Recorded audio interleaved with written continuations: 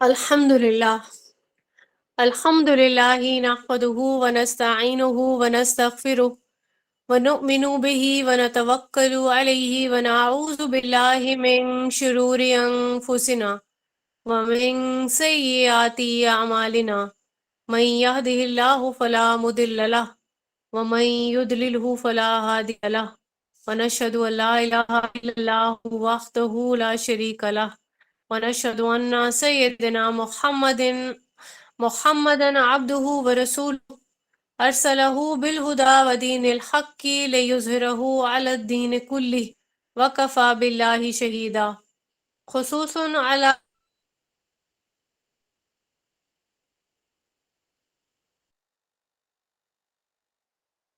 وصلى الله عليه وسلم تسليما كثيرا كثيرا اما بعد فاعوذ باللہ من الشیطان الرجیم بسم اللہ الرحمن الرحیم رب اشرح لی صدری ویسر لی امری واحلل عقدۃ من لسانی یفقہوا قولی رب یسر ولا تعسر وتمم بالخیر آمین ثم آمین۔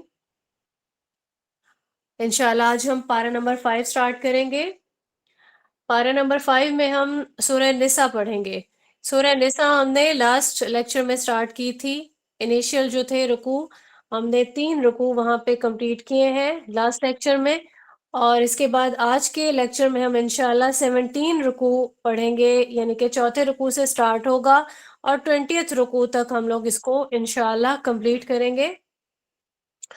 اب یہ کنٹینیوٹی میں رکوع چل رہا ہے، لائک ہم نے 23 آیت سے، ہم نے جو پریویس آیت تھی اس میں ہم نے دیکھا کہ کس طریقے سے حرام کر دیا تھا اللہ پاک نے کچھ جو مائیں ہیں، بہنیں ہیں، بیٹیاں ہیں جن کو ہم محرم رشتے کہتے ہیں، ٹھیک ہے، تو ان کا پورا ایک بیان ہم نے دیکھا کہ جن میں پھوپھیاں آ سکتی ہیں، خالائیں آ سکتی ہیں، بھتیجیاں، بھانجیاں، ٹھیک ہے، تو یہ پوری ایک لسٹ اللہ تعالیٰ کی طرف سے پرووائڈ کر دی گئی ہے کہ ان کے ساتھ آپ نکاح نہیں کر سکتے ہیں۔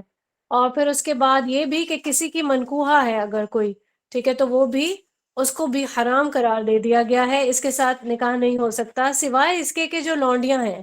اب جو لونڈیاں ہیں یہ ملکیت میں ہوتی ہیں۔ اب یہ لونڈیوں کے لیے آپ کے پاس ایک اور آپشن اللہ پاک نے دیا، ان کو آپ مہر کے ساتھ بھی حلال کر سکتے ہو، یعنی کہ نکاح کر لیں اور پھر ان کو ان کے مہر ادا کر دیں تو وہ بیوی بن جائیں گی اور وہ آپ کے لیے حلال ہو جائیں گی۔ اور یہاں پہ ایک چیز اور ہے کہ جو لونڈی ہے وہ کون ہوتی ہے؟ لونڈی جہاد کے میدان سے جو قیدی غلام آتی ہیں نا، مطلب جو قیدی بن کے آتی ہیں خواتین، غلام ہوتی ہیں، یہ نان مسلم ہوتے ہیں خواتین، ٹھیک ہے، تو یہ حلال کر دی گئی تھی مومنوں کے لیے، کیونکہ یہ سارے ڈسٹریبیوٹ ہو جاتی تھی جیسے ہی کوئی جنگ ہوئی، اس کے بعد ان کو جو بھی مال ہوتا جس کو مال غنیمت بولتے ہیں اس کو بھی ڈسٹریبیوٹ کر دیا جاتا تھا جتنے لوگ جہاد میں پارٹیسپیٹ کرنے والے ہوتے، اور پھر اس دوران جو بھی لونڈیاں ہوتی وہ بھی تقسیم ہو جاتی تھی۔ تو 24 آیت میں بتایا گیا ہے کہ کسی کی منکوحہ بھی حرام ہے۔ اچھا، یہاں محرم خواتین کی 2 ٹائپس بتا دی گئی ہیں کہ ایک تو 2 ٹائپس میں، ایک تو ابدی محرم ہوتی ہیں، صحیح ہے، جس سے کبھی بھی نکاح نہیں ہو سکتا، ابدی مطلب ہمیشہ کے لیے، اور دوسری جو ٹائپ ہے وہ عارضی ہے۔ عارضی یہ ہے کہ ان کے ساتھ وقتی طور پر نکاح نہیں ہو سکتا۔ اس میں مثال کے طور پر ہم دیکھتے ہیں کہ کوئی جو بیوی کی بہن ہے کسی بھی مرد کے لیے، وہ عارضی محرم ہے، وہ اس کے ساتھ نکاح نہیں کر سکتا۔ ایک وقت میں ایک ہی بہن کو نکاح میں رکھا جا سکتا ہے، دوسرے بیوی کو ایک ہی وقت میں نہیں رکھا جا سکتا اپنے نکاح میں، ٹھیک ہے، اللہ تعالیٰ نے اس کو حلال نہیں کیا۔ پھر اس کے بعد اگر ایسی سچویشن آتی ہے کہ وہ انسان اپنی بیوی کو طلاق دے دے، ٹھیک ہے، یا پھر اس کی بیوی کی ڈیتھ ہو جائے، تو یہاں پہ جو عارضی محرم تھی یعنی کہ جو بیوی کی بہن تھی، اب وہ اس کے لیے عارضی محرم بھی نہیں رہی، اب وہ اس کے لیے نامحرم ہے اور وہ اس کے نکاح میں آ سکتی ہے، ٹھیک ہے، وہ اس سے چاہے تو نکاح کر سکتا ہے۔ اب یہاں پہ جو نکاح کا معاملہ ہے اس کے بارے میں اللہ تعالیٰ کی طرف سے تاکید کر دی گئی ہے کہ کچھ نکاح کے لیے شرائط بھی ہیں۔ اب شرائط میں یہ جب پوری ہوتی ہے تبھی نکاح کیا جا سکتا ہے، اور یہ نکاح جو ہے وہ حلال ہوتا ہے۔ اس میں ایجاب و قبول کی ایک شرط ہے، مہر کی ادائیگی ہے، اور یہ کہ جو نیت ہے نکاح کی وہ گھر بسانے کی ہو، یہ صرف جو خواہشات کی پیروی ہے یا لذت ہے وہ اس کی نیت نہیں کر سکتا کوئی بھی انسان۔ اس میں ایمان کی حفاظت بھی شامل ہے کہ انسان جو ہے وہ نیک طریقے سے، حلال طریقے سے اپنے अल्लाह के अहकाम के अंदर रहते हुए अपनी जो भी ज़रूरतें हैं वो पूरी करता है। अब यहाँ पे हमने ये देखा कि अगर कोई बीवी खुद से अपना हक महर छोड़ दे, ठीक है? अगर वो छोड़ना चाहे, तो भी उसको ठीक समझा जाएगा। अगले रुकू में हम देखते हैं, इसको हम 3 आयत पहले हम देख लेते हैं इंशाअल्लाह, जिसमें अल्लाह पाक ने हराम और हलाल का फ़लसफ़ा बयान किया है। 3 आयत मतलब 26 से लेके 28 तक की आयत इंशाअल्लाह हम देखेंगे कि जो अल्लाह पाक ने जिन चीज़ों को हराम करार दिया, तो मोमिन के लिए जायज़ नहीं कि वो उनको इख्तियार करे, और हलाल जिन चीज़ों को अल्लाह पाक ने कर दिया, ठीक है? तो वो आपके लिए, आप उसको कंज़्यूम कर सकते हो, ऑप्ट कर सकते हो। यही सारा हमारे दीन का हिस्सा है और यही दीन का एक फ़लसफ़ा है, जिसको हम हराम और हलाल का फ़लसफ़ा कहते हैं। अल्लाह पाक ने यहाँ पे ये चीज़ वाज़ेह कर दी है कि अगर कोई शहवत की पैरवी करेगा तो ऑब्वियसली वो भटक जाएगा। तो ये जो शरीयत है, शरीयत कहते हैं ना, हराम और हलाल के फ़लसफ़े को शरीयत कहते हैं। ये शरीयत जो है, ये अल्लाह की तरफ से दी गई एक नेमत है। अगर इस नेमत पे इंसान अमल करता है तो माशरे में जो भी लोग हैं, ठीक है, वो सब के सब, उनकी जान भी महफूज होगी, उनका माल भी महफूज होगा, उनकी इज्जतें भी महफूज होंगी। एग्जाम्पल अगर हम ले लेते हैं, अल्लाह पाक ने निकाह के ज़रिए से निकाह को हलाल किया, ठीक है? निकाह के ज़रिए से ही कोई अपना अज़दवाजी ताल्लुक कायम करेगा। अगर तो हम इसको समझते हैं कि हमें इस हराम हलाल के चक्कर में नहीं पड़ना, तो माशरे में ज़िना आम हो जाएगा, लोगों की इज़्ज़तें महफूज नहीं रहेंगी, ठीक है? तो जो शरीयत है, ये अल्लाह पाक की एक बहुत बड़ी एक नेमत है, इंसानियत के लिए। रुकू नंबर 5 को हम देखेंगे, इसमें 29 से लेके 35 तक की आयत शामिल हैं। इसमें अल्लाह पाक की तरफ से हुक्म दिया गया है कि एक दूसरे के माल नाहक तरीके से नहीं खाने और ना ही किसी को कत्ल करना है। अगर कोई इस बाउंड्री को, इस हुक्म को कबूल नहीं करता और इख्तलाफ करता है, तो ऐसा करने वालों को सख्त से सख्त सज़ा दी जाएगी अल्लाह ताला की तरफ से।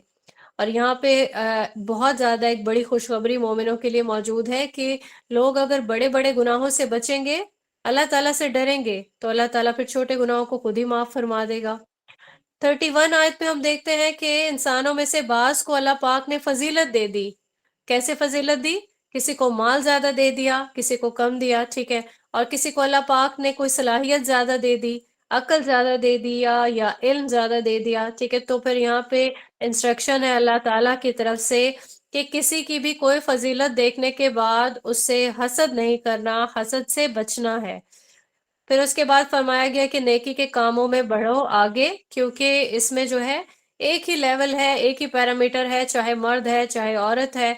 जज़ा के मामले में अल्लाह पाक ने कोई ऐसी बाइफरकेशन नहीं रखी कि अगर मर्द करेगा तो ज़्यादा सवाब पाएगा, अगर औरत करेगी तो कम। तो जो नेकी के कामों में है उसमें आगे बढ़ना है, मर्द और औरत सबके लिए जो अजर है वो यकसां है। 33 आयत में अल्लाह पाक ने यहाँ पे विरासत का जो कानून है, एक कानून इसमें से ये भी है कि दुनिया में तो इंसान किसी को कुछ भी देना चाहे वो दे सकता है, लेकिन जब विरासत की तकसीम हो रही होगी, विरासत कब तकसीम होती है? इंसान की जब डेथ होती है। तो जब डेथ होती है तो अल्लाह ताला ने पूरा एक सिस्टम उतार दिया, जो जिसको हम विरासत का निज़ाम कहते हैं, उसके थ्रू जो भी लवाहिकीन है उनको उनका हिस्सा मिल जाएगा, ठीक है? लेकिन यहाँ पे विरासत में कोई मुंह बोला अगर है, कोई मुंह बोला बेटा, कोई भाई या कोई ऐसा रिश्ता, तो उसका विरासत में कोई हिस्सा नहीं है। 34 आयत में अल्लाह पाक ने फरमाया कि मर्द जो है वो हाकिम है। अल्लाह पाक ने मर्दों को हाकिम क्यों बनाया? ठीक है, उनके पास असाइनमेंट ज़्यादा है, और सबसे जो बड़ी असाइनमेंट है वो क्या है कि मर्द जो है वो अपना माल खर्च करते हैं। और 35 आयत में बताया गया है कि नेक बीवियां कौन हैं? जो शौहर की ताबेदार हों, उनके माल की हिफाजत करें, उनके बिस्तर की हिफाजत करें, उनके पास शौहर के कोई भी राज हैं तो उनकी भी हिफाजत करें, औलाद की भी हिफाजत, उनकी तरबियत जो है वो इसी में शामिल है। अब जो ख़वातीन ऐसा ना करें तो फिर उनको समझाया जा सकता है कि वो कोई भी इसके अलावा की जो भी रविश है वो इख्तियार ना करें। और इसमें से जो कुछ ख़वातीन के असाइनमेंट्स हैं, उनमें से अगर कोई असाइनमेंट उनसे पूरी नहीं होती, मतलब कोई अगर वो किसी अपनी चीज़ की हिफाजत नहीं कर सकता, शौहर के माल की या उसकी इज़्ज़त की हिफाजत नहीं कर सकती कोई ख़ातून, तो यहाँ पे अल्लाह ताला की तरफ से सर्जिश का भी हुक्म दिया गया है कि हल्की सी जो सर्जिश है, वो की जा सकती है। तो यहाँ पे एक चीज़ है जो फुक़हा की तरफ से बयान की गई है कि ऐसी मार भी मारी जा सकती है अगर कोई अपने بالکل ہی جو ہے وہ صحیح روش پر نہیں آ رہی، ٹھیک ہے، ایسی مار جو کہ نشان نہ چھوڑے، ٹھیک ہے۔ اور پھر اس کے بعد ایک چیز اور بیان کی گئی ہے کہ ایسی خواتین کو سزا کے طور پر ان کے بستر الگ کر دینے چاہیے، اور پھر اگر وہ اصلاح کر لیتی ہیں اپنی تو پھر ان کو معاف کر دینا چاہیے، اور پچھلی جو بھی چیزیں ہیں ان کے لیے دل میں کوئی ایسی رنجش وغیرہ نہیں رکھنی ہے، ٹھیک ہے۔ تو یہاں پہ ہمارا یہ رکوع مکمل ہوتا ہے۔ اللہ تعالیٰ سے جو ہے دعا کرنی چاہیے کہ اللہ تعالیٰ سارے جو خاندان ہیں ان کو آپس میں شاد اور آباد رکھے، کیونکہ اللہ تعالیٰ بھی یہی چاہتا ہے کہ انسانوں کے جو خاندانوں کا ایک سسٹم ہے وہ بالکل قائم و دائم رہے اور اس میں کوئی بھی رنجش نہیں آئے۔ رکوع نمبر 6 سٹارٹ ہوتا ہے، جس میں 36 سے لے کے 43 تک کی آیات شامل ہیں۔ آیت وائز ہم اس کو دیکھیں گے تو 36 آیت میں اللہ کی بندگی کا حکم ہے اور شرک سے اجتناب کا حکم کیا گیا ہے۔ والدین کے ساتھ حسن سلوک ہے، اس کے بعد حسن سلوک ہے قرابت داروں سے، یتیموں سے اور ہمسایوں سے، ٹھیک ہے، یہ سارے اسی میں آتے ہیں۔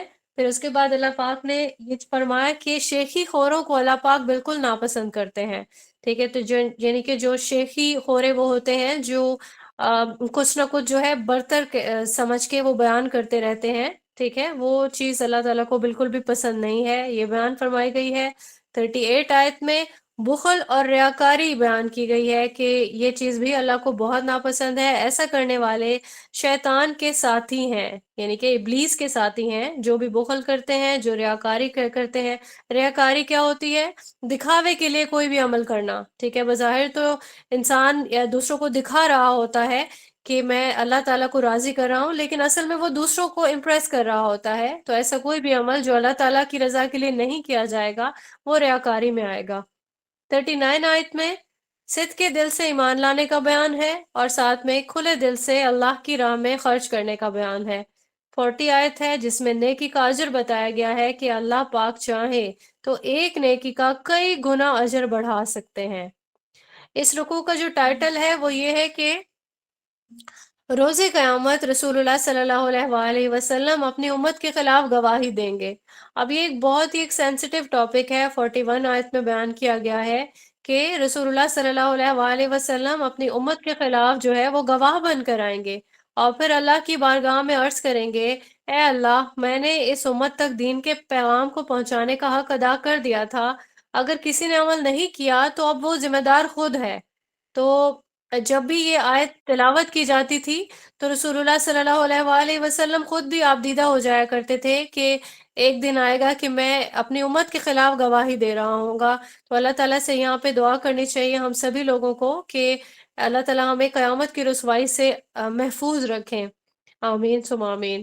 شراب کی حرمت بیان کی گئی ہے 43 آیت میں، اور یہاں فرمان یہ ہے کہ نشے کی حالت میں شراب کے قریب مت جاؤ، اور اس کے بعد یہ کہ کوئی اگر حالت جنابت میں ہے، ٹھیک ہے، تو پھر وہ تیمم کے یہاں پہ احکام بیان کیے گئے ہیں کہ پاک مٹی سے پاکی حاصل کر سکتا ہے۔ یہ اس سچویشن میں ہے جب انسان کو پانی میسر نہیں ہوتا تو پاک مٹی سے تیمم کیا جا سکتا ہے۔ اس کے بعد یہ کیونکہ یہ جو نشے کی جو ایک حالت ہے اس کا مزید بیان یہ ہے کہ جب انسان نماز پڑھ رہا ہوتا ہے، ٹھیک ہے، تو اللہ کے کلام کو وہ ریوائز کر رہا ہوتا ہے، اللہ سے بات بھی کر رہا ہوتا ہے، تو انسان اگر وہ معلوم ہی نہیں ہے نشے کی حالت میں کہ وہ پڑھ کیا رہا ہے تو پھر وہ مطلب وہ اس کی نماز کا کوئی فائدہ نہیں ہے۔ اب یہ جو شراب کی حرمت ہے اس کے حوالے سے یہ حکم دوسرا ہے۔ پہلے ہم نے سورہ بقرہ میں دیکھا، کیونکہ پہلے جو ہے وہ شراب حلال تھی، اس کے بعد سورہ بقرہ میں پہلا حکم نازل کیا اللہ پاک نے شراب کے حوالے سے کہ شراب جو ہے وہ حرام ہے۔ اس کے بعد یہاں پہ دیکھے کہ نماز پڑھتے وقت شراب کے قریب، یعنی کہ نماز کے قریب نہیں جانا شراب کی حالت میں، یہ دوسرا حکم ہے۔ اس کے بعد شراب کو مکمل طور پر جو ہے حرام قرار دے دیا جائے گا، اس کا جو آخری حکم ہے وہ سورہ مائدہ میں موجود ہے، انشاءاللہ آنے والے لیکچر میں ہم اس کو کمپلیٹ پڑھیں گے۔ اس کے بعد ہمارے پاس رکوع نمبر 7 سٹارٹ ہوتا ہے، اس میں 44 سے لے کے 47 تک کی آیات ہیں۔ 44 آیت میں یہ فرمان ہے اللہ تعالیٰ کی طرف سے کہ یہ جو کتاب ہے یہود و نصارہ کو بھی دی گئی تھی، ٹھیک ہے، اب شریعت ان کے پاس تھی، ہم جانتے ہیں کہ پہلے جو ہے وہ ہم تورات تھی، اس کے بعد انجیل آئی، تو یہود اور نصارہ دونوں کے پاس ہی شریعت جو ہے وہ موجود تھی، اور یہ اس کے بارے میں علم بھی رکھتے تھے، لیکن ان کو دنیا کی مشغولیت بہت زیادہ عزیز تھی، بہت پسند کرتے تھے کہ وہ دنیاوی کام کریں۔ اور پھر 46 آیت میں فرمایا جا رہا ہے کہ کلام کو یہ لوگ بدل دیتے تھے۔ کیسے بدلتے تھے؟ زبانوں کو موڑ کے اور پھر کچھ کا کچھ بول دیتے تھے۔ تو یہ دین میں یہ تانا بازی کرنے کے لیے یہ سارے کام کرتے تھے، اور یہ بدلنے کا جو ایک کام ہے، یہ ان کی خباثت کو ظاہر کرتا ہے جو ان کے باطن میں موجود ہے۔ پھر شرک کی جو کچھ اور کنڈیشنز ہیں وہ یہ کہ یہ حضرت عزیر کو اللہ کا بیٹا قرار دیتے تھے، ٹھیک ہے، یہ بھی ایک شرک کی ایک قسم ہے۔ اور اس کے بعد جو ہے اللہ تعالیٰ، یہ فرمان ہے اللہ تعالیٰ کا کہ اللہ پاک چاہیں تو کوئی بھی گناہ معاف کر سکتے ہیں، لیکن شرک ایسا گناہ ہے جو بالکل بھی معاف نہیں کیا جائے گا۔ اور پھر اللہ پاک نے جو بھی شرک کرنے والے لوگ ہیں ان پر لعنت فرمائی ہے۔ 54 آیت ہے جس میں فرمایا جا رہا ہے کہ رسول اللہ صلی اللہ علیہ وآلہ وسلم سے جو یہود و نصارہ ہیں، یہ کیوں اتنا حسد کرتے تھے۔ اس کا بیان ہے کہ یہ لوگ اپنے رسول اللہ صلی اللہ علیہ وآلہ وسلم سے جو حسد تھا وہ اسی بنا پر تھا کہ یہ عرب میں کیوں آ گئے، ٹھیک ہے، یہ ہمارے پاس، کیونکہ ایک پورا بنی اسرائیل کی جو ہے ان کا انبیاء کا ایک جو چین ہے وہ ان کے پاس موجود تھی، شریعت تھی ان کے پاس۔ جب رسول اللہ صلی اللہ علیہ وآلہ وسلم کی بعثت ہوئی تو اللہ پاک نے عرب کے علاقے کو منتخب کیا یہاں پہ بعثت کے لیے رسول اللہ صلی اللہ علیہ وآلہ وسلم کی۔ تو یہ بہت زیادہ حسد کا شکار تھے، اور یہی وجہ ہے کہ وہ یہ سارے کام کرتے تھے جو مخالفت وغیرہ کی جو بھی ان کے کام تھے۔ 57 آیت میں فرمایا جا رہا ہے کہ جو بھی اہل ایمان ہوں گے ان کے لیے اللہ پاک نے جنت رکھی ہے جس میں پاک باز بیویاں ہوں گی، اور اس کے علاوہ بہت سارے ریوارڈ ہیں جو آنے والی آیات میں ہمیں وقتاً فوقتاً ہم دیکھتے رہتے ہیں، جو جنت کا اللہ پاک نے ایک رکشہ مسلمانوں کے لیے ایک رکھا ہے۔ اگلا رکوع جو سٹارٹ ہوتا ہے ہمارا، رکوع نمبر 8 ہے۔ اس میں 58 سے لے کے 70 تک کی آیات شامل ہیں۔ 58 آیت میں امانتوں کی سپردگی کا حکم ہے، اور اس کے علاوہ جو فیصلے ہیں وہ عدل سے کرنے کا ایک حکم جو ہے وہ دیا ہے اللہ پاک نے۔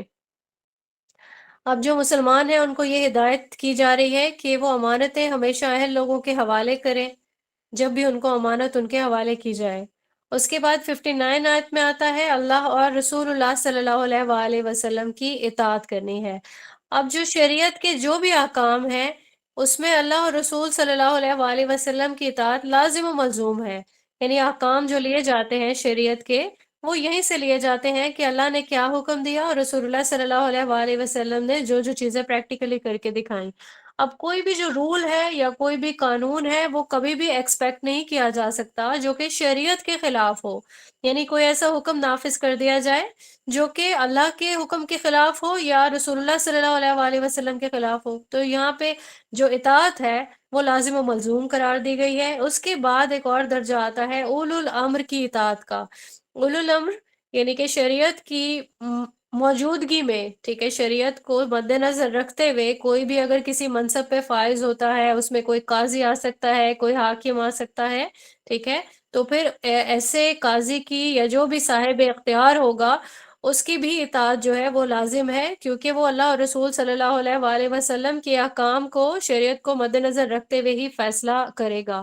اور اگر ایسے فیصلے سے کسی کو بھی اختلاف ہو جاتا ہے، ٹھیک ہے، تو پھر اس کے لیے آپشن یہی ہے کہ وہ قرآن و سنت کی روشنی میں ہی اپنا سولوشن ڈھونڈے گا۔ اس سے باہر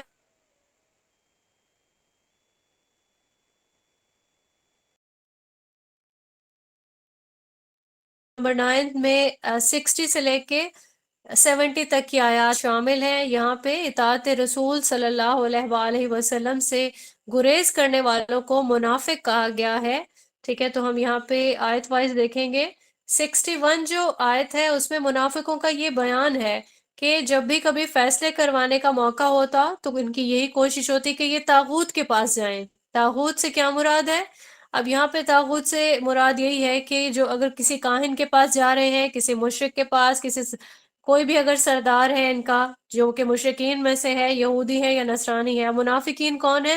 آپ لوگوں کو بہت اچھے سے کلیئر ہو گیا ہوگا کہ منافق جو ہے وہ بظاہر مسلمان ہے، بظاہر وہ کلمہ گو ہے، لیکن اندر سے جو ان کی ایک جو اطاعت والا معاملہ ہے اس میں وہ خالص نہیں ہے۔ طاغوت ہر وہ چیز ہے جسے اللہ کو چھوڑ کے کسی کی ہم اطاعت کرتے ہیں، اللہ نہ کرے، تو وہ طاغوت کہلاتا ہے، ٹھیک ہے۔ تو یہاں پہ جب بھی فیصلے کرنے کا موقع ہوتا تو منافقین کی یہ کوشش ہوتی کہ فیصلہ ہمارے ہی حق میں ہو، تو وہ کیا کرتے، کسی بھی کاہن کے پاس جاتے، ٹھیک ہے، کسی بھی مشرک سردار کے پاس جاتے، اور یہ چیز اللہ اور رسول صلی اللہ علیہ وآلہ وسلم کی نافرمانی میں آتی ہے، صحیح ہے۔ اگر وہاں پہ ان کو عدل نہیں ملتا تو پھر کیا کرتے، پھر رسول اللہ صلی اللہ علیہ وآلہ وسلم کے پاس آ جاتے، اور پھر جو ہے بیان کیا کرتے، مطلب منافقوں کی ہمیشہ یہی ایک روش رہتی ہے کہ وہ اپنا جو بیان ہے وہ بدل دیتے ہیں۔ تو اب یہاں پہ بیان کیا ہوتا کہ ہم تو مصالحت چاہتے تھے، ہماری کوئی اور نیت نہیں تھی، ٹھیک ہے۔ اس کے بعد 62 اور 63 آیت میں اللہ پاک نے بیان کیا کہ یہاں پہ آپ نے جتنے بھی منافقین ہیں ان سے چشم پوشی اختیار کریں، ٹھیک ہے، یعنی کہ اگنور کریں ان کو۔ اور 64 آیت میں اللہ تعالیٰ نے حکم دیا ہے کہ رسول کی اطاعت جو ہے وہ لازم ہے سبھی لوگوں پر۔ 65 آیت میں ہم دیکھتے ہیں کہ مومن کی نشانی کیا ہے، جب بھی اللہ کا حکم آئے گا اور رسول صلی اللہ علیہ وآلہ وسلم کا حکم آئے گا تو وہ سرنڈر کرے گا، اپنی خواہشات کو سائڈ پہ رکھے گا، اپنی مرضی کو سائڈ پہ رکھے گا، اور تہہ دل سے وہ تسلیم کر لے گا۔ اور یہ تسلیم کرتے ہوئے وہ اپنے دل میں کوئی تنگی نہیں پائے گا، ٹھیک ہے، یعنی کہ بالکل خالص نیت سے وہ اس کو قبول کرے گا، اللہ کے حکم کو اور رسول اللہ صلی اللہ علیہ وآلہ وسلم کے حکم کو، اور ایمان کی بھی یہی ایک شرط ہے۔ 66 آیت میں ہم دیکھتے ہیں کہ اللہ حکم ہے اس کو ماننے کے لیے لوگ اپنی جان بھی دینے کو تیار ہو جائیں، ٹھیک ہے۔ ابھی یہ جو اللہ کے احکام ہیں یہ سارے تو بڑے ہی آسان احکام ہیں، اللہ تعالیٰ کی اس آیت میں یہ چیز بیان کی گئی ہے۔ اور اس میں ہم مشکل احکام میں ہم دیکھتے ہیں کہ جیسے قتال کا حکم ہے، جہاد کا حکم ہے، تو یہاں یہ فرمایا جا رہا ہے کم ہی لوگ ہیں جو بہت مطلب جیسے کہتے ہیں سابقون الاولون، کے حکم آیا فوراً ہی اٹھ کھڑے ہوئے، تو ایسا کم ہی لوگ کرتے ہیں۔ obviously جو ایمان کے اعلیٰ درجات پر قائم ہوتے ہیں وہ بالکل بھی دیر نہیں لگاتے ہیں۔ اس کے بعد جو اگلی آیات ہیں جس میں 67 سے لے کے 70 تک کی آیات ہیں، اس میں اللہ پاک نے اجر کا بیان کیا ہے کہ اطاعت اگر کوئی کرتا ہے تو پھر وہ اللہ کا انعام اس کے لیے ہوگا، ٹھیک ہے، اللہ تعالیٰ اس کو اپنے فضل سے عنایت کریں گے۔ اس کے بعد درجات بتائے گئے ہیں اللہ کی طرف سے، جیسے کہ درجات ہیں لوگوں کے، مومنوں کے، جس میں پہلا درجہ تو انبیاء کا ہے، وہ اللہ کی اپنی مرضی سے ہی طے پایا، ٹھیک ہے، جتنے بھی لوگ ہیں۔ لیکن باقی جو درجات ہیں وہ کوئی بھی مومن کوشش سے اپنا وہ درجہ پا سکتا ہے، جس میں صدیقین کا درجہ ہے، شہداء کا درجہ ہے، صالحین کا درجہ ہے۔ کوئی بھی اگر محنت کرتا ہے اللہ کی رضا پانے کے لیے، سارے احکام پہ اگر سر تسلیم خم کرتا ہے تو وہ احسان کے درجے پہ پہنچ سکتا ہے۔ یہاں پہ ایک اور چیز ہے کہ منافقین جو ہیں وہ قرآن کریم کے بارے میں بھی جانتے ہیں، ٹھیک ہے، اللہ کا حکم ہے، یہ ماننے کو بھی تیار ہیں، لیکن اس کے بعد جو رسول اللہ صلی اللہ علیہ وآلہ وسلم کی اطاعت ہے وہ اس کے لیے بالکل بھی تیار نہیں ہے۔ اور یہاں پہ دیکھتے ہیں کہ جو بھی منکرین ہیں رسول اللہ صلی اللہ علیہ وآلہ وسلم کی سنت سے، ٹھیک ہے، وہ بھی قرآن کے احکامات سارے مانتے ہیں، اس کے مانتے بھی ہیں، عمل بھی کرتے ہیں، تیار ہیں اس چیز کے لیے، لیکن وہ رسول اللہ صلی اللہ علیہ وآلہ وسلم کی احادیث کو نہیں مانتے ہیں۔ تو یہ ایک اس دور کا ایک بہت بڑا فتنہ ہے، اللہ پاک ہمیں اس فتنے سے محفوظ رکھے۔ اور یہ چیز جو ہے سبھی کے مائنڈ میں کلیئر ہونی چاہیے کہ کوئی انسان مومن کے درجے پہ پہنچ ہی نہیں سکتا کہ جب تک وہ اللہ کے ساتھ ساتھ رسول اللہ صلی اللہ علیہ وآلہ وسلم کی اطاعت نہیں کرے گا، کیونکہ اس اطاعت کا اللہ پاک کی طرف سے ہمیں حکم دیا گیا ہے۔ قرآن کریم اللہ پاک کی طرف سے آیا، ٹھیک ہے، رسول اللہ صلی اللہ علیہ وآلہ وسلم پر نازل ہوا، اور پوری جو دنیا ہے، پوری انسانیت ہے، اس کی ہدایت کے لیے آیا۔ تو رسول اللہ صلی اللہ علیہ وآلہ وسلم نے اس قرآن پر پوری طریقے سے پریکٹیکلی جو ہے اس کو کر کے دکھایا۔ تو یہ اطاعت کا ایک جو ہے نمونہ اللہ پاک نے خود ہی ہمارے لیے رسول اللہ صلی اللہ علیہ وآلہ وسلم کی جو زندگی ہے اسے رکھا، یعنی ان کی جو لائف ہے وہ ہمارے لیے اسوہ ہے۔ تو رسول اللہ صلی اللہ علیہ وآلہ وسلم کے کسی بھی فیصلے کے حوالے سے مومن جو ہے وہ اپنے دل میں تنگی محسوس نہیں کرتا۔ یہاں پہ ہمارا رکوع نمبر 9 کمپلیٹ ہوتا ہے۔ رکوع نمبر 10 میں ہم دیکھیں گے آیت نمبر 71 سے سٹارٹ ہوتا ہے اور 76 تک کی آیات اس میں شامل ہیں۔ یہاں پہ فرمان ہے اللہ تعالیٰ کی طرف سے کہ اللہ کی راہ میں ناکامی کسی کو بھی نہیں ملے گی، ٹھیک ہے، کیسے نہیں ملے گی؟ یہ دنیا جو ہے یہ سب چیز نہیں ہے، آخرت میں اللہ پاک نے بہت کچھ رکھا ہوا ہے۔ تو انسان دنیا میں تو اگر ناکام ہو بھی گیا تو آخرت میں جو ہے وہ اصل کامیابی جو ہے وہ مومن کو ضرور ملتی ہے، اور یہ اللہ کی طرف سے ایک بہترین اجر ہے۔ आयत वाइज देखते हैं हम इसको। 71 आयत में जिहाद का हुक्म दिया गया है कि जिहाद करने वाले जो लोग हैं उनके बारे में कि वो अल्लाह की राह में जंग करते हैं। अब वो जंग कैसे होती है? वो अपनी जान भी वार देने को तैयार होते हैं, अपने माल की भी कुर्बानी दे देते हैं, वो घबराते नहीं हैं। जबकि मुनाफिकीन कौन होते हैं? जो बुज़दिल होते हैं, आजमाइश से डरते हैं। 72 आयत में फरमाया गया अल्लाह ताला की तरफ से कि हिजरत का जैसे हुक्म आया, ठीक है, तो कुछ लोग देर करते हैं, बहाने बनाते हैं। ये आजमाइश से डरने वाले लोग हैं। अब यहाँ पे एक और सिचुएशन आती है कि जो आजमाइश आ जाती है तो फिर क्या करते हैं? शुक्र करने लगते हैं कि अल्हम्दुलिल्लाह हम साथ नहीं चले गए, वरना आज हम भी ना रहते या हम भी आज जो है शहीद हो जाते। तो वो जो शहादत का दर्जा है उसको ये लोग समझ नहीं पाते हैं। 74 आयत है जिसमें फरमाया जा रहा है कि जिहाद करने वाले जो हैं वो दुनिया की जिंदगी के बदले में आखिरत की जिंदगी कबूल करते हैं। ठीक है, यानी कि अब जो शहीद होने का जो दर्जा है, अगर इंसान अल्लाह की राह में निकल गया जिहाद के लिए, किताल के लिए, तो फिर वो अगर शहीद हो गया तो उसके लिए खुशखबरी है कि जो जन्नत में जाएगा।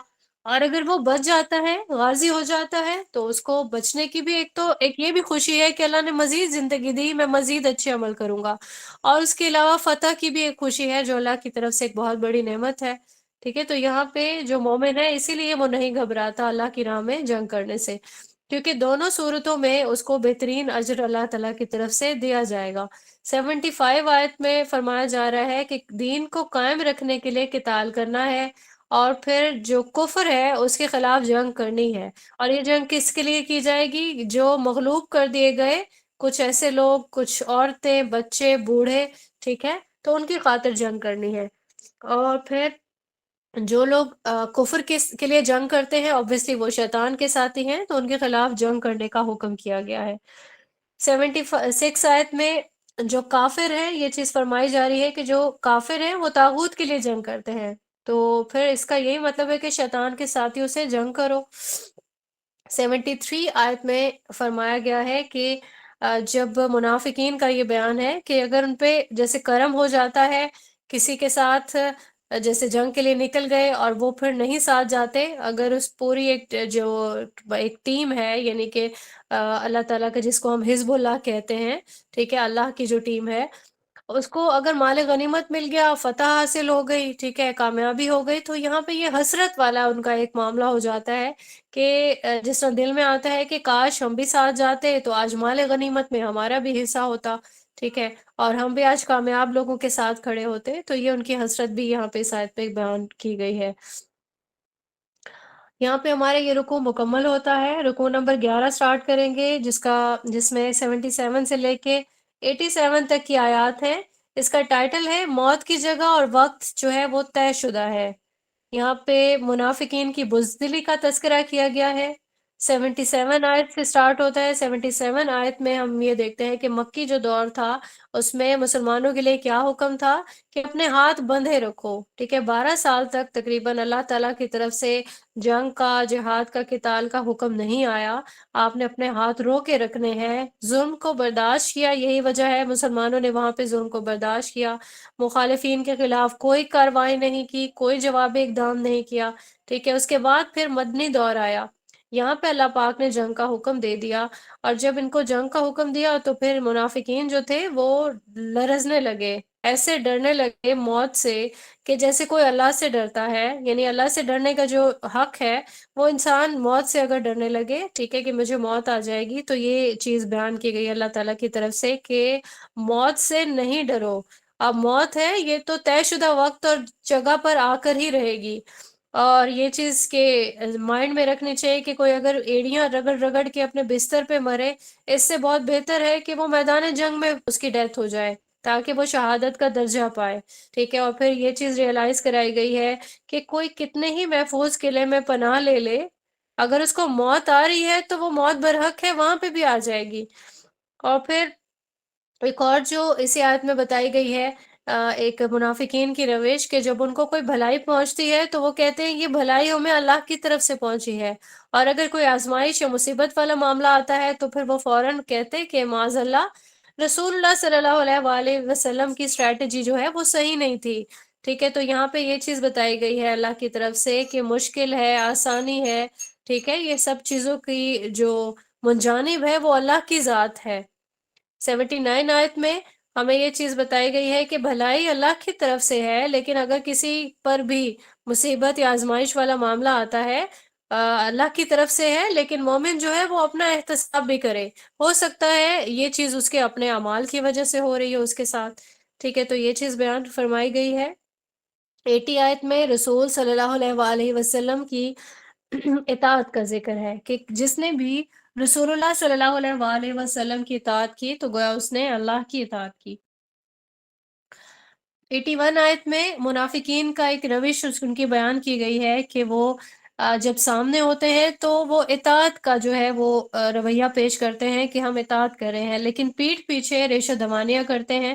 اللہ پاک نے یہاں پہ بھی ان کو اگنور کرنے کا، ان سے چشم پوشی اختیار کرنے کا حکم کیا ہے۔ 82 آیت میں فرمایا جا رہا ہے کہ قرآن کریم پر تدبر کرنا ہے، ٹھیک ہے؟ جتنے بھی جو بھی احکام ہیں، آیات ہیں، ان پہ تدبر کرنا ہے، ان پہ غور و فکر کرنا ہے۔ اب یہ جو احکام ہیں اللہ تعالیٰ کے، ان کو ظاہری طور پر ہی صرف ماننا نہیں ہوتا، بلکہ غور و فکر بھی کرنی ہوتی ہے اس پر۔ 83 آیت میں منافقین کی اگین روش جو ہے وہ بیان کی گئی ہے کہ جیسے کوئی خبر ملتی ہے تو یہ انتشار پھیلاتے ہیں۔ 85 آیت ہے، اس میں اللہ تعالیٰ نے بھلائی کی جو سفارش ہے اس کو جائز قرار دیا ہے، یہ نیکی کا کام ہے، یعنی آپ کسی بھی بھلائی کے لیے کسی کی اگر سفارش کرنا چاہتے ہیں، ٹھیک ہے، تو وہ نیکی میں ہی شامل ہوتی ہے۔ 86 آیت میں سلام کو ترویج دینا اور اس کا بہتر جواب دینا فرمایا جا رہا ہے، یعنی کہ پورا سلام کرنا ایک تو، اور پھر اس کا بہترین جواب دینا۔ اور ہم جانتے ہیں کہ ہمارا جو سلام ہے یہ جب بھی ہم پورا سلام کرتے ہیں تو یہ 30 نیکیوں کا بھی باعث بن جاتا ہے، لہٰذا ہم سب کو کوشش کرنی چاہیے کہ ہم ہمیشہ پورا ہی سلام کریں، اور جب بھی کسی کو جواب دیں تو وہ بھی بہترین طریقے سے جواب دیں۔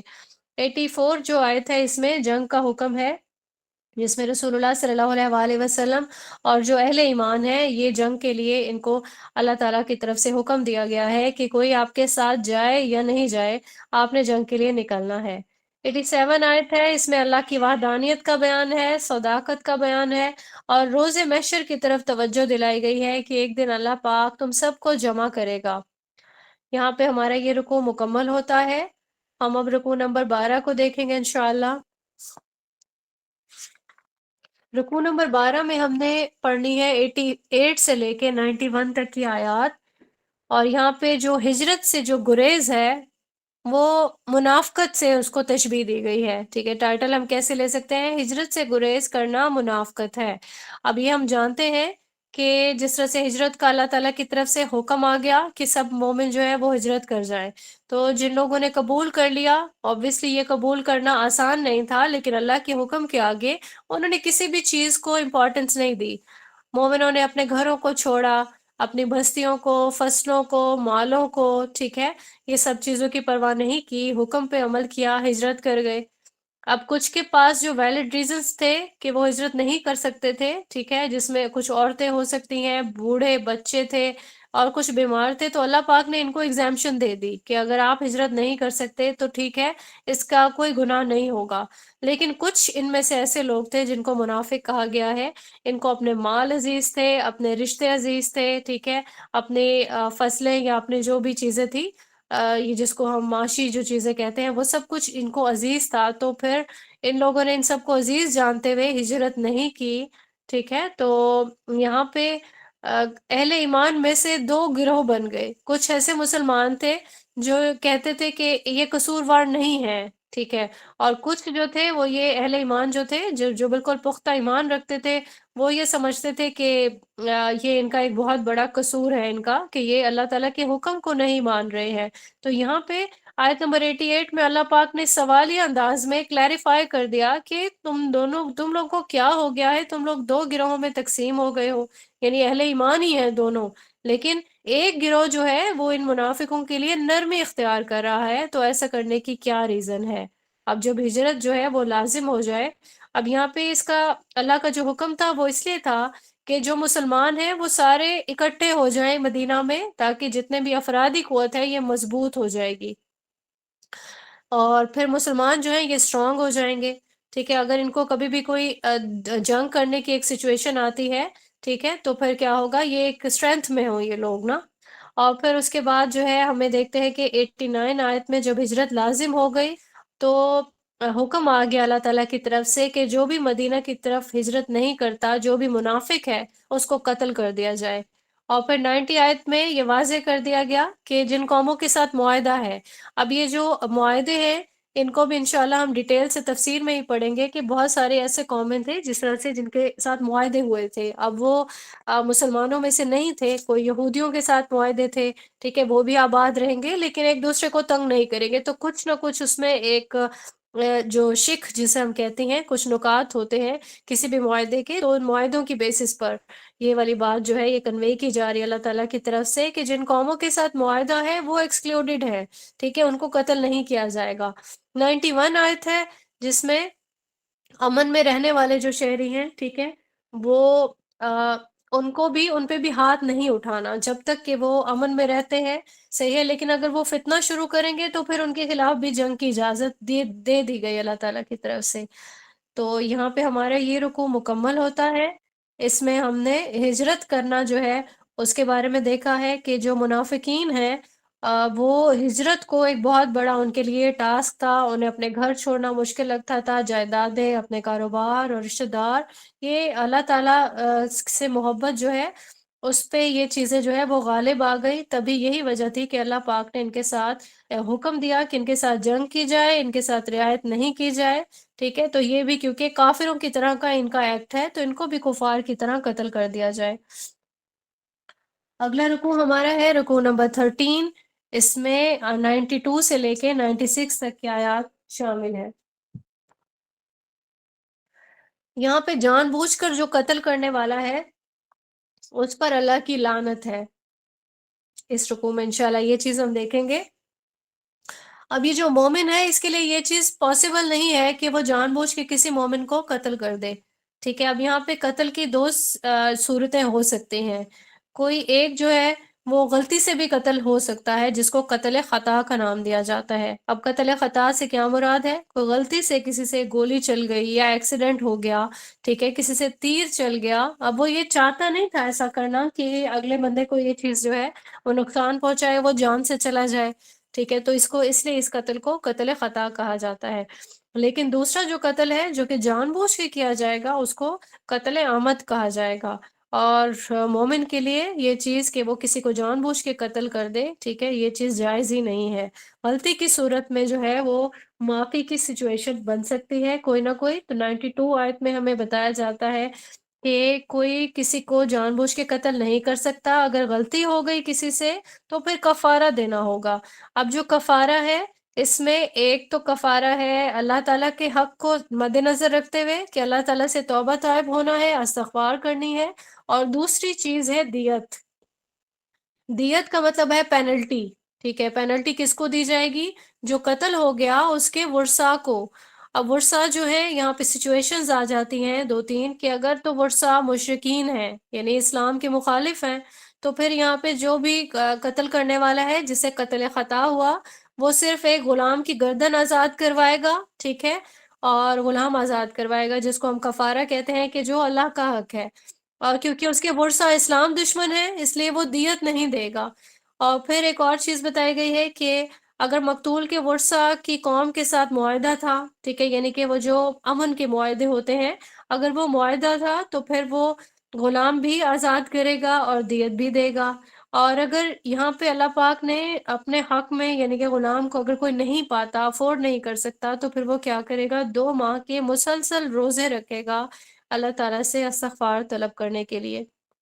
یہاں پہ جو بھی اگر کوئی جان بوجھ کے قتل کر دیتا ہے کسی بھی مومن کا تو قتل عمد کی سزا بتائی گئی ہے کہ قتل عمد کی سزا ہے جہنم، اللہ تعالیٰ ایسے انسان کو جہنم رسید کریں گے، اللہ کا غضب اس پہ نازل ہوگا، اللہ کا عذاب آئے گا اس پر، اور اللہ کی لعنت کا مستحق ہوگا ایسا انسان۔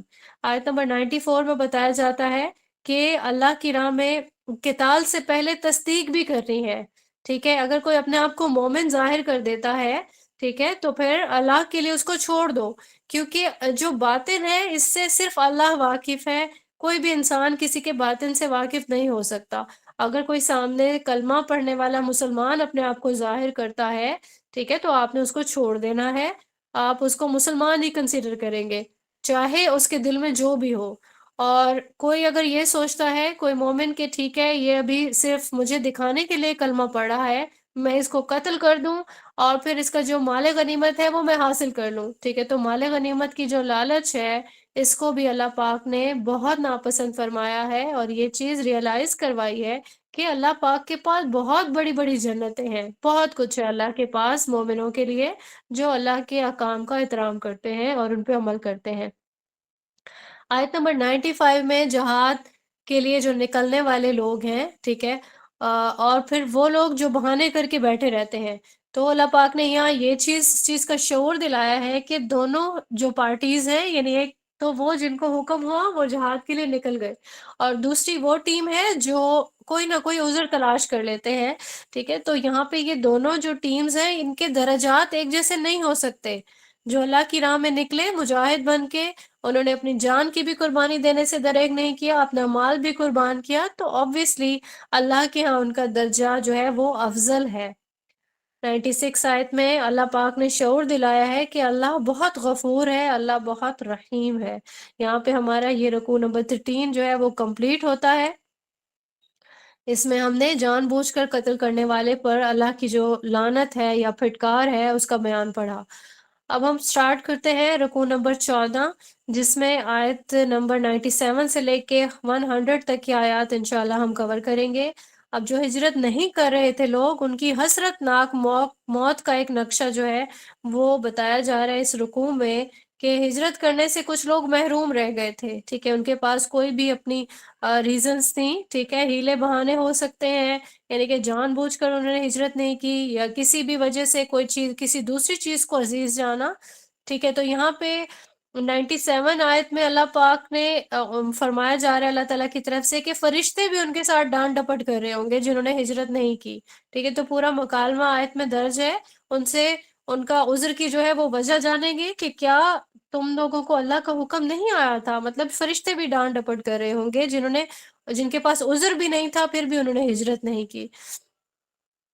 تو اب فرشتے جو ہے وہ ان کو بتا رہے ہوں گے کہ اللہ کے حکم کے بعد اگر آپ نے ہجرت نہیں کی تو اب آپ کا ٹھکانہ جو ہے وہ جہنم ہے، اور جہنم بہت ہی بری جگہ ہے، صحیح ہے۔ اور پھر اس کے بعد جو اگلی آیت ہے اس میں آیت نمبر 98 میں جو لوگ مغلوب کر دیے گئے تھے، مجبور کر دیے گئے تھے، اس میں کچھ مرد تھے، عورتیں، بچے یا بوڑھے، ٹھیک ہے، ان لوگوں کو اللہ پاک نے ایگزامپشن دے دی، وہ اس عذاب سے ایکسکلوڈڈ ہیں۔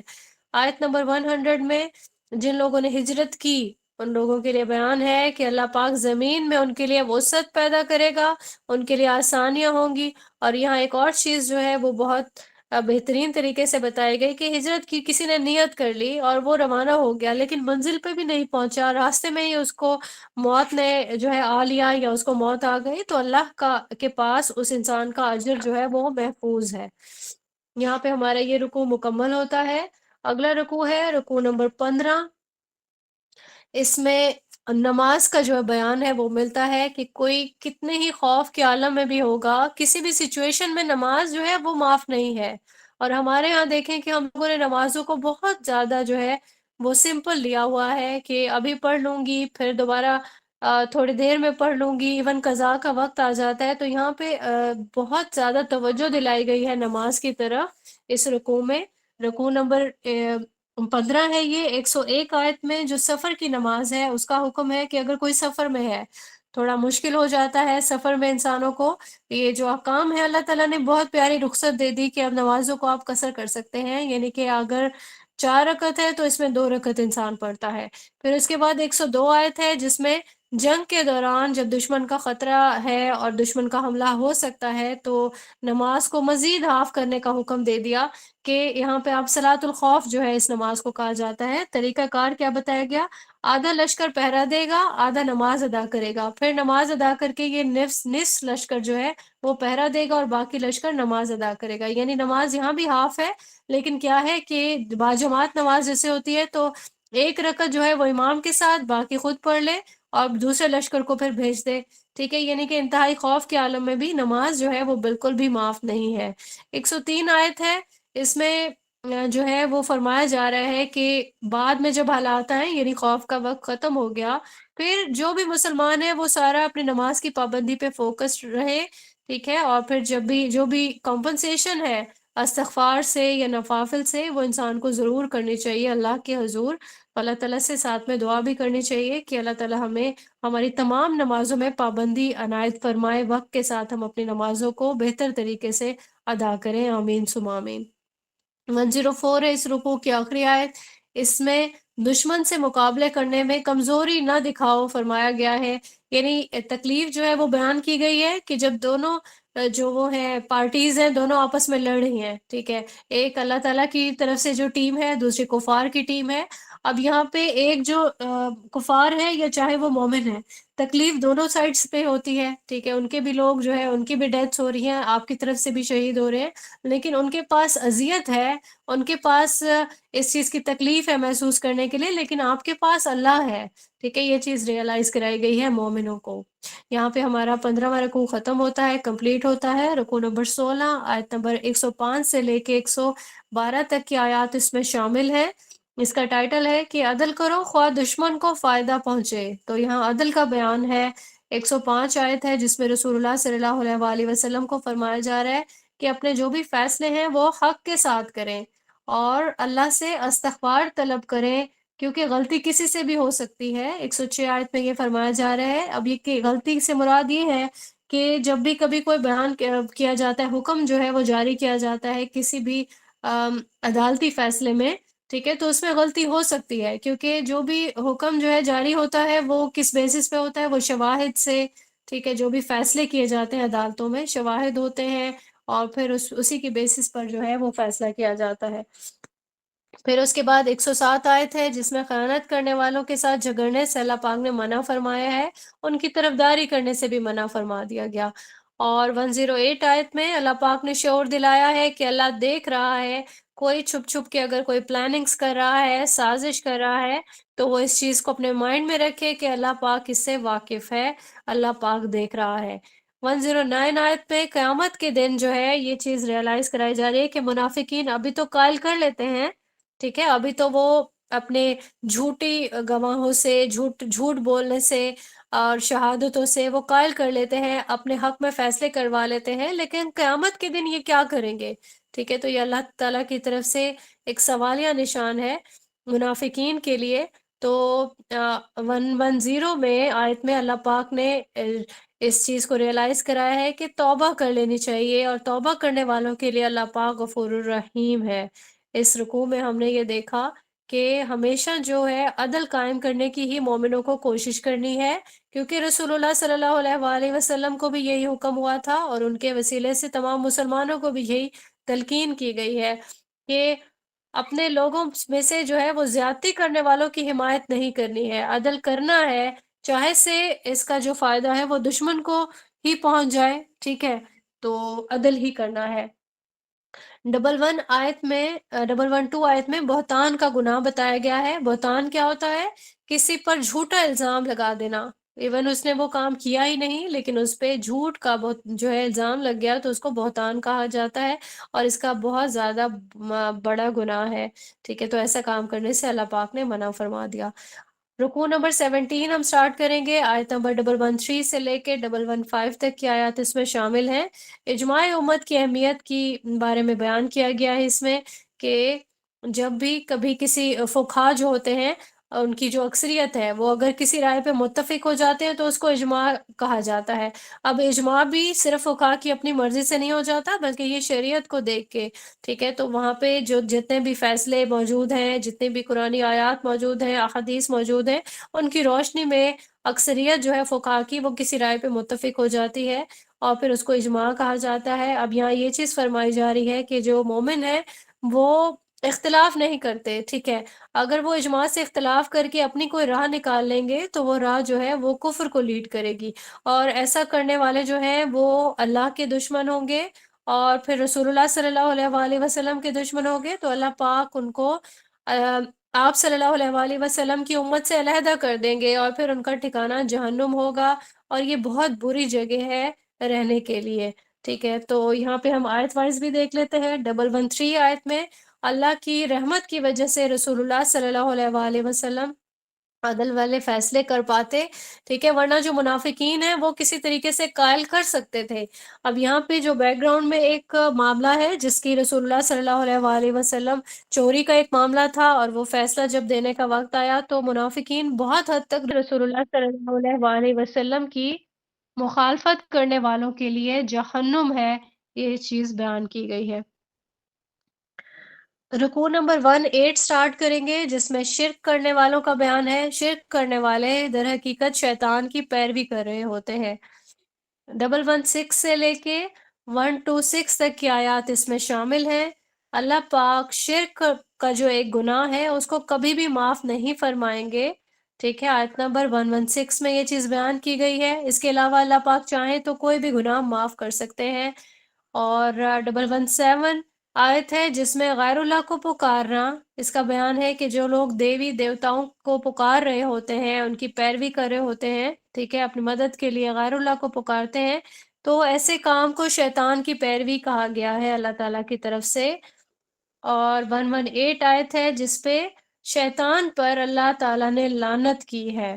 اب جو شیطان ہے 119 آیت میں اس کی اسائنمنٹس بیان کی گئی ہیں کہ اس کے پاس یہ اہداف ہے کہ میں امت کو بہکاؤں گا، ٹھیک ہے، روز قیامت تک بہکاتا رہوں گا، اور ایون میری پیروی میں یہ لوگ چوپایوں کے کان چیر دیں گے، ٹھیک ہے؟ تو اسی طریقے سے مشرکین کرتے بھی تھے ایسا، جانوروں کو وقف کر دیتے تھے، کسی کا کان چیر دیتے، ٹھیک ہے، کسی کو کوئی نشانی لگا دیتے اور پھر اس سے کوئی فائدہ نہیں لیتے تھے، تو یہ شیطان کی ہی پیروی کے ہی مترادف ہے، اور اللہ پاک نے اس چیز کو یہاں پہ واضح کر دیا۔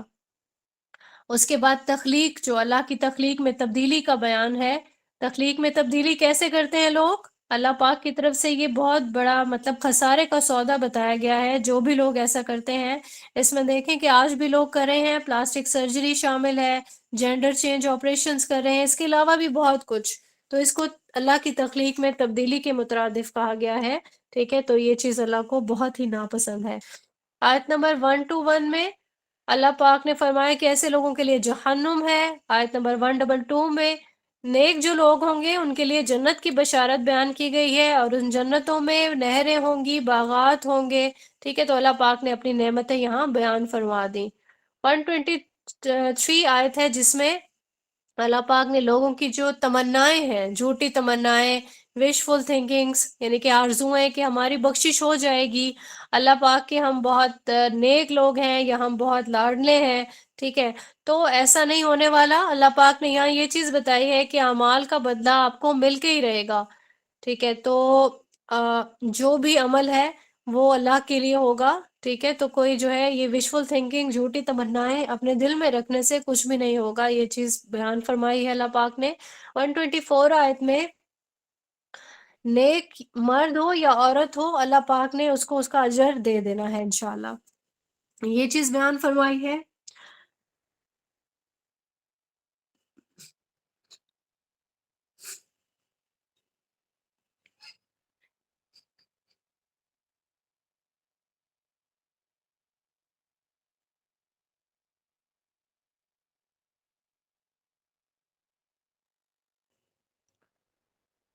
125 آیت ہے، اللہ کے آگے سر تسلیم خم کرنے والا احسان کے درجے کو پہنچ جائے گا۔ یہاں پہ ایک مثال جو ہے وہ حضرت ابراہیم علیہ السلام کی دی گئی ہے، خلیل اللہ ان کا لقب تھا۔ اب یہاں یہ جو خلیل اللہ مطلب اللہ کا دوست، تو بہت زیادہ اللہ پاک نے ان سے ٹیسٹ لیا۔ ہم جانتے ہیں کہ کیسے حضرت ابراہیم علیہ السلام نے جیسے ہی اللہ کا حکم آیا تو اپنی جو فیملی تھی، اپنے بیٹے کو، اپنی بیوی کو، انہوں نے حجاز میں جو بالکل بیابان سرزمین تھی وہاں آباد کیا، ٹھیک ہے؟ پھر اس کے بعد حضرت اسماعیل علیہ السلام کو قربان کرنے کا حکم آیا تو انہوں نے اس میں بھی بالکل دیر نہیں کی۔ یہی وجہ ہے کہ یہاں پہ ان کا تذکرہ اللہ پاک نے کیا۔ یہاں پہ ہمارا یہ رکوع مکمل ہوتا ہے۔ رکوع نمبر 19 دیکھیں گے انشاءاللہ، 127 سے لے کے 134 تک کی آیات اس میں شامل ہے۔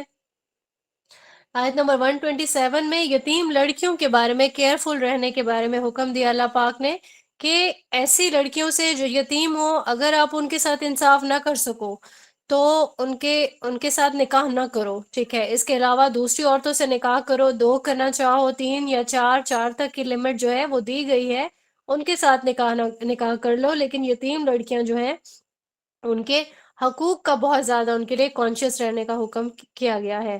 اس کے بعد 128 آیت ہے جس میں خاص طور پر جو شوہر ہیں وہ بیویوں کے حقوق وہ ادا کرے، لیکن اگر کوئی فیمیل یہ محسوس کرتی ہے کہ اس کا شوہر اس کی طرف توجہ نہیں دے رہا تو پھر وہ صلح کی صورت کوئی نہ کوئی پیدا کرے، کچھ اپنے حقوق سے خود ہی دستبردار ہو جائے یا مہر میں سے کچھ معاف کر کے شوہر کی دلجوئی کرنے کی کوشش کرے، کیونکہ اللہ بھی یہی چاہتا ہے کہ گھر بسا رہے۔ 129 آیت میں فرمایا جا رہا ہے کہ اگر عدل نہ کر سکو تو پھر صرف ایک ہی شادی کافی ہے، ٹھیک ہے؟ پھر یہ 2 3 4 والی آپشن آپٹ کرنے کی ضرورت نہیں ہے، عدل جو ہے وہ بیسک کرائیٹیریا ہے۔ 130 آیت میں میاں بیوی کے درمیان میں اگر تو موافقت نہیں رہے، ٹھیک ہے، موافقت رہے، ٹھیک ہے، جدائی نہ ہو، لیکن اگر ان کی آپس میں نہیں بن رہی، ٹھیک ہے، لڑائی رہتی ہے، جھگڑا رہتا ہے اور یہ چیزیں اپنے ایکسٹریم کو پہنچ گئی ہیں، تو یہاں اللہ تعالیٰ نے آپشن دی ہے کہ علیحدہ ہو جاؤ۔ پھر اگر علیحدہ ہو گئے ہو تو پھر اللہ تعالیٰ پہ توکل رکھیں کہ اللہ پاک اپنے فضل سے دونوں کو ہی غنی فرما دیں گے انشاءاللہ۔ 132 آیت میں اللہ پاک کا فرمان جو ہے وہ یہ ہے کہ آسمانوں اور زمین میں جو چیزیں بھی ہیں وہ اللہ ہی کی ہیں، اگر اللہ چاہے تو سب کے سب ختم ہو سکتے ہیں، اللہ چاہے تو پوری قوموں کو نیست و نابود کر دے اور پھر سب کو ریپلیس کر دے، کوئی نئی قوم لے آئے، ٹھیک ہے؟ تو اللہ تعالیٰ سبھی چیزوں پر قادر ہے۔ 133 آیت میں بیان فرمایا گیا ہے کہ جو دنیا کی جد و جہد کرنے والے لوگ ہیں ان کو توجہ دلائی گئی ہے کہ اللہ کے پاس اس سے بہت زیادہ ہے، لہذا ساری جو محنتیں ہیں وہ دنیا کے لیے نہیں کرو۔ اس پارے کا جو آخری رکوع ہے رکوع نمبر 20، جس میں 135 سے لے کے 141 تک کی آیات شامل ہیں، اس میں ظلم اور استحصال کے خلاف جد و جہد کرنے کا حکم ہے، معاشرے میں عدل و انصاف کے قیام کے لیے کھڑے ہونے کا حکم ہے کہ جد و جہد کرو ظلم کے خلاف۔ اللہ کو صرف یہی نیکی مطلوب نہیں ہے کہ کوئی مسجد میں بیٹھ جاتا ہے، وہاں بیٹھ کے اللہ اللہ کرتا رہتا ہے، بلکہ اللہ کا حکم کیا ہے کہ باہر نکلو، ظالموں کے ساتھ جو ہے ان کے ساتھ انہیں ظلم سے روکو، ان کے خلاف جنگ کرو۔ 135 آیت میں یہ چیز بیان کی گئی ہے کہ عدل کا فیصلہ کرو، خواہ عدل کا فیصلہ تمہارے والدین کے لیے کہ والدین کے خلاف ہو، تمہارے رشتہ داروں کے خلاف ہو، یا خود تمہاری اپنی ذات کے خلاف ہو، ٹھیک ہے؟ تو عدل کے معاملے میں کبھی بھی خواہشات کی پیروی نہیں کرنی ہے۔ اس کے بعد 136 آیت میں فرمایا جا رہا ہے ایمان کا جو پیرامیٹر ہے وہ کیا ہے؟ اللہ پر ایمان لانا ہے، رسول اللہ صلی اللہ علیہ وآلہ وسلم پر ایمان لانا ہے، کتاب پر اور پچھلی تمام کتابوں پر، اور جو کوئی اس کا انکار کرے گا، یعنی اللہ پر ایمان لانا، فرشتوں، کتابوں، رسولوں یا قیامت کے دن پر، تو پھر وہ گمراہ ہو جائے گا۔ 137 اور 138 آیت میں ایمان لانے کے بعد اگر کوئی کفر کرتا ہے اور پھر اسی کفر میں اگر بڑھتا چلا جاتا ہے تو ان کے بارے میں بیان ہے کہ ان کی مغفرت نہیں کی جائے گی، ان کے لیے دردناک عذاب ہے۔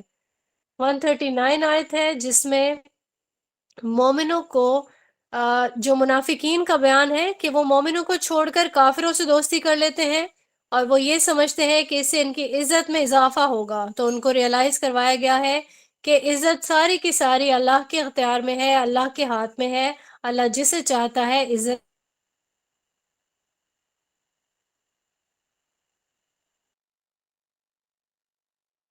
اللہ کے احکامات کا مذاق اڑایا جا رہا ہو، دین کا مذاق بنایا جا رہا ہو، تو اس محفل سے اٹھ جائیں، اپنی غیرت کا ثبوت دیں اور ایسی محفلوں کا بائیکاٹ کر دیا جائے، ٹھیک ہے؟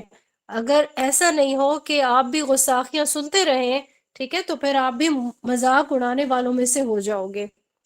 141 میں منافقوں کی روش بتائی گئی ہے کہ وہ کیا چاہتے ہیں کہ مسلمانوں کے ساتھ بھی بنا کے رکھیں اور کافروں کے ساتھ بھی۔ اب کیا ہوگا، ان سے بھی تعلق رکھ کے فائدہ حاصل کریں گے اور مسلمانوں سے بھی۔ اب جب بھی مسلمانوں کو کامیابی ملے گی تو کہیں گے کہ ہم آپ کے ساتھ ہیں، لہٰذا مال غنیمت میں سے ہمارا بھی حصہ رکھیں، اور اگر کافروں کو کامیابی حاصل ہو تو کہتے ہیں ہم تمہاری مسلمانوں سے حفاظت کر رہے تھے، ٹھیک ہے، یعنی کہ یوں سمجھ لیں کہ یہ دو کشتیوں کے سوار ہیں، اور نہ ادھر کے نہ ادھر کے. تو یہاں پہ اللہ تعالیٰ نے یہ چیز ریئلائز کرائی ہے کہ منافق جو ہے ان کے لیے جہنم ہے، ان کے لیے کوئی اور راستہ نہیں ہے، اور انہیں قیامت کے دن انہیں کفار کے ساتھ ہی اٹھایا جائے گا. اللہ تعالیٰ سے ہمیشہ دعا کرنی چاہیے کہ اللہ تعالیٰ ہمیں نفاق کے مر سے محفوظ رکھیں. آمین ثم آمین. اس کے بعد 142 آیت میں منافقین کا جو ان کے جو ظاہری اعمال ہے ان کا بیان ہے کہ کیسے وہ نمازوں میں کھڑے بھی ہوتے ہیں تو بہت بے دلی سے نماز پڑھ رہے ہوتے ہیں، اور وہ چیز فیل بھی ہو رہی ہوتی ہے، یعنی دکھاوے کی ایک نماز ہوتی ہے ان کی.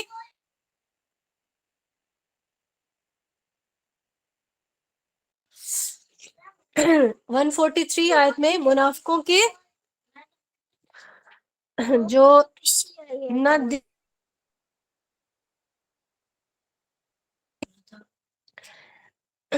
تو نہ یہ دین کے ہوتے ہیں نہ ہی یہ دنیا کے ہوتے ہیں، کہ کیونکہ جو بھی دو کشتیوں کا مسافر ہوگا، ٹھیک ہے، وہ پھر کہیں کا نہیں رہے گا. یہی وجہ ہے کہ اللہ تعالیٰ نے فرمایا کہ قیامت کے دن یہ کفار کے ساتھ ہی اٹھائے جائیں گے. 144 آیت ہے جس میں فرمایا جا رہا ہے کہ کافروں کو دوست نہ بناؤ مومنوں کو چھوڑ کر. اب ایسی آیت ہم نے پہلے بھی دیکھی ہے پچھلی آیات میں. 145 اور 146 آیت میں منافقین کے لیے جہنم کے نچلے درجے کی وعید ہے کہ ان کو جہنم کے سب سے نچلے درجے میں ڈالا جائے گا، اور پھر ان کی مدد کرنے والا کوئی نہیں ہوگا سوائے اس کے کہ جو لوگ توبہ کر لیں، اپنی اطاعت کو اللہ کے لیے خالص کر لیں. 147 آیت ہے جس میں یہ ریئلائز کرایا گیا ہے کہ اللہ کو یہ پسند نہیں ہے کہ اللہ پاک انسانوں کو عذاب دے. ٹھیک ہے، اللہ چاہتا ہے کہ تم شکر گزار بندے بنو، ایمان کے راستے پر چلو. ٹھیک ہے، تو اللہ سے کوئی بھی چیز پوشیدہ نہیں ہے، اللہ کو کوئی دھوکہ نہیں دے سکتا ہے. ٹھیک ہے، یہاں پہ ہم اپنے لیے جو ہے یہی دعا کرتے ہیں کہ اللہ تعالیٰ ہمیں نفاق کے مر سے محفوظ رکھے. ہمارے دل میں کبھی بھی یہ والی جو منافقین کی جیسے روش تھی، ہمارے دل میں ایسے کبھی کوئی جذبات پیدا نہ ہو. یہاں پہ ہمارا رکوع جو ہے وہ مکمل ہوتا ہے اور ہمارا پارہ بھی کمپلیٹ ہوتا ہے. ہم انشاءاللہ صرف جو احکام ہیں ان کو ریوائز کر لیں گے کہ آج کے پارے میں ہم نے کیا کیا چیزیں پڑھی ہیں.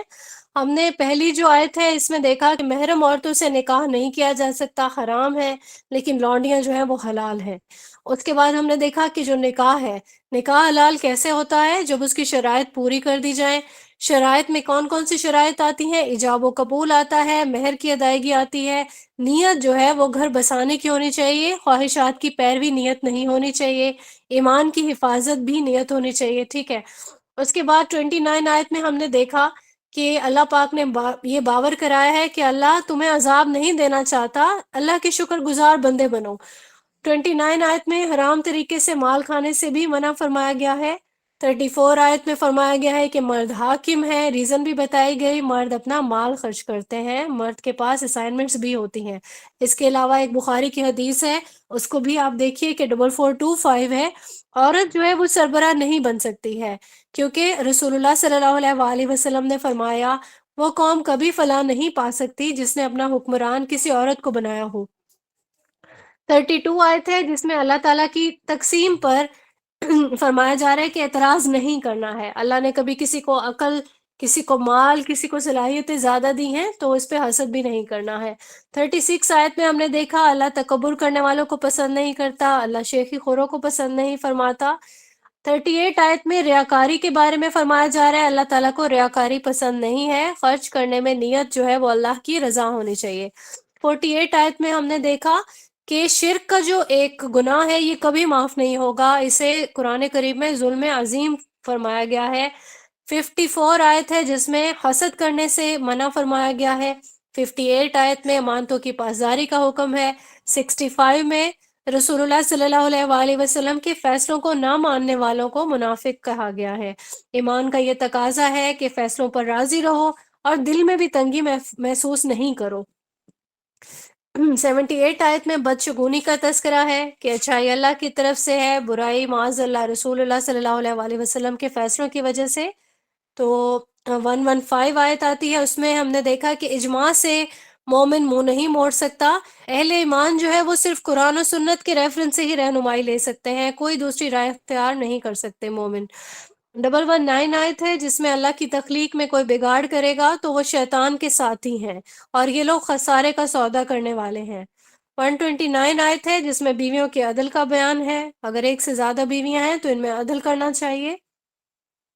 140 آیت ہے رب کی نافرمانی والی مجالس سے اٹھ جانا ہے، ٹھیک ہے، ان کا پارٹ کبھی نہیں بننا ہے۔ پھر اس کے بعد جو بھی انسان حلال کو حلال کہتا ہے، جو بھی اللہ نے حلال کر دیا اور اللہ نے جسے حرام کہا اس کو وہ حرام جانتا ہے، ایسے مومنوں کے پر اللہ تعالیٰ کے انعامات ہوں گے۔